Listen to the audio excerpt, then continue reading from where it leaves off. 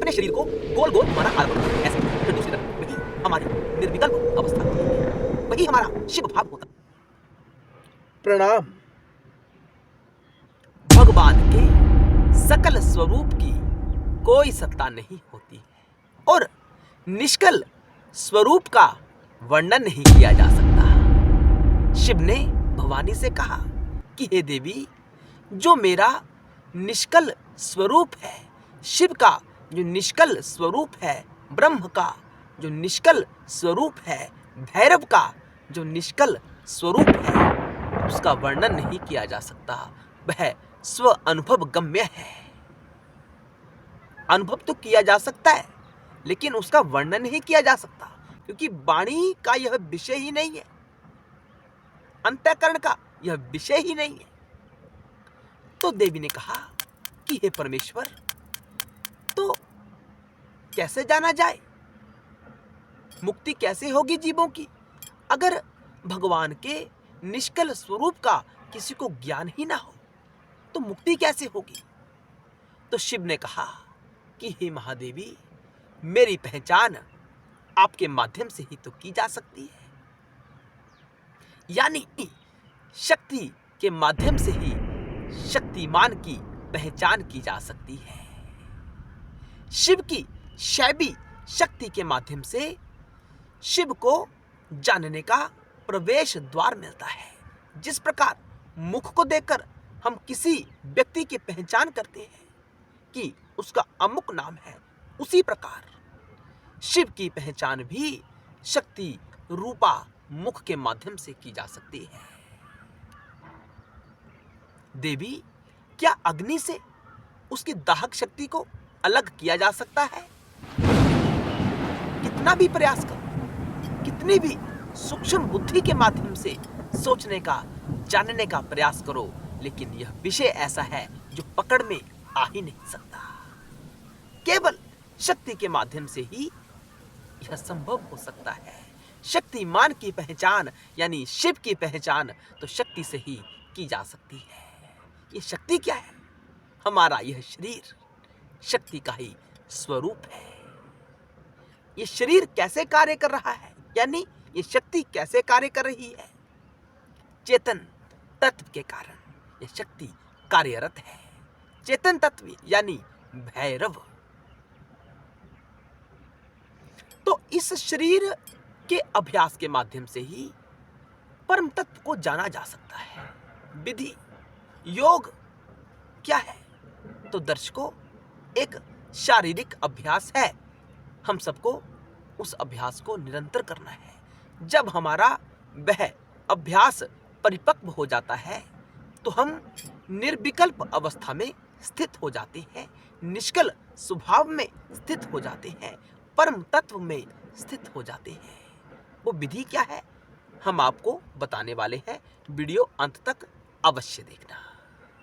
विधि ध्यानपूर्वक समझना। साधकों, सबसे पहले अपने शरीर को गोल गोल घुमाना आरंभ कर दो, ऐसे। फिर दूसरी तरफ को चारों तरफ से ऐसे घुमाना आरंभ कर दो। कुछ समय तक इसी प्रकार घूमना आरंभ करो, घूमते रहो और कुछ समय बाद घूमते घूमते एकदम अपने शरीर को भूमि पर गिरा दें। कुछ समय के लिए आपको ऐसा महसूस होगा कि आपके आसपास का जो वातावरण है वह घूम रहा है, सभी स्थितियां घूम रही हैं। कुछ समय के बाद अचानक आपको परम शांति का अनुभव प्राप्त होगा। वही हमारी निर्विकल्प अवस्था होती है, वही हमारा शिव भाव होता है। उसी भाव में रहने का हमें निरंतर प्रयास करना चाहिए। अगर आपको विधि का ज्ञान प्राप्त हो गया हो तो अच्छी बात है, अगर प्राप्त ना हुआ हो तो कमेंट अवश्य करना। हम अगली वीडियो इसी विषय के ऊपर बनाने का प्रयास करेंगे। थोड़ी देर के बाद जो विचित्र हमें अनुभव होता है, घूमने के बाद पहले तो शरीर घूमता है, सारा वातावरण घूमता हुआ हमें प्रतीत होता है। कुछ समय के बाद शांति, विचित्र शांति का अनुभव होता है, वही हमारी निर्विकल्प अवस्था होती है। विज्ञान भैरव तंत्र में यह विधि बताई गई है जो बड़ी कारगर है। शिव ने भवानी से बताई कि अपने निर्विकल्प स्वरूप का ज्ञान कैसे करना है। शंकर जी ने 112 विधियां बताई। उन 112 विधियों में से जो आपको बताई जा रही है वह एक विधि है। शिव ने कहा, जब स्वयं को इस धारणा में स्थित रखा जाता है, धारणा धीरे धीरे परिपक्व हो जाती है, तो स्वयं के परम निर्विकल्प स्व आत्म स्वरूप की अभिव्यक्ति स्वतः ही हो जाती है। इसका अभ्यास करें। घुमाओ शरीर को, धरती पर लिटाएं। कुछ समय के बाद अचानक परम शांति का अनुभव होगा। भी परम शांति हमारी निर्विकल्प स्थिति होती है। तो दर्शकों, ये बड़ा महत्वपूर्ण अभ्यास था, हम सबको अवश्य करना चाहिए। इसी अभ्यास को मद्देनजर रखते हुए समय के साथ साथ इसमें परिवर्तन हुआ तो इसका रूप बदलकर मंदिर में परिक्रमा बनकर रह गया। जो मंदिर में परिक्रमा करते हैं ना, वो इसी विधि के आधार पर करवाई जाती है परिक्रमा। और यह घूमना इस बात का सूचक भी है कि जीव 84 लाख योनियों में भ्रमण करता है, उसे चैन सुख प्राप्त नहीं होता। तो चैन सुख की अवस्था को प्राप्त करने के लिए शिव की शरण में जाना पड़ता है। ठीक, शिव की शरण में जाने से जीव को ठहराव प्राप्त होता है।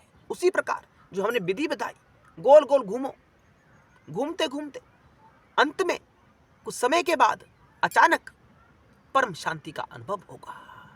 वो ठहराव का सूचक है, वह मुक्ति का सूचक है। एक बार अभ्यास करने से हो सकता है आपको अनुभव ना हो, बार बार इस विधि का अभ्यास करो। अभ्यास करते करते जब हमारा अभ्यास परिपक्व हो जाएगा तो हमें अपने निर्विकल्प निष्कल स्वरूप की प्राप्ति हो जाएगी। उस स्थिति में ठहरना आरंभ कर दो। आध्यात्मिक विकास कैसे नहीं होगा? होगा ही होगा। और शंकर जी की आराधना कभी जीवन से बाहर मत करना। हर हर महादेव। जय शिव शंकर, जय भोलेनाथ। ओम नमः शिवाय।